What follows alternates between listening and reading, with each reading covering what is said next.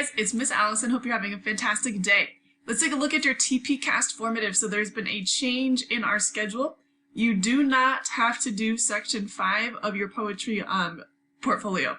If you want to, you can. It would be extra practice, of course, but we are going to move things along a little just because it's May. The end is coming here and we need to move ahead.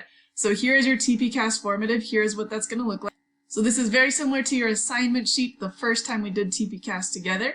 And it has some resources here for you, and then you're going to be doing this poem, Stopping by Woods on a Snowy Evening by Robert Frost. So here are your resources, like I said, here is your poem, and then here's your TPCASTT. I will be grading this as your formative for this unit.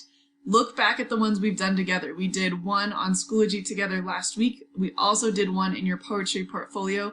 It was section 4, the last time we met together. So those two are really great proficient examples that you can use to help you. With this, don't take any longer than the class time given. It should not take longer than that. I know you could go deeper if you want to, but just take that time that you have, okay? So remember, you do not have to do section 5. That is no longer assigned to you. Instead, we're doing a TPCASTT Formative. Then on Friday, you'll do section 6. Please let me know if you have any questions, guys, and happy writing.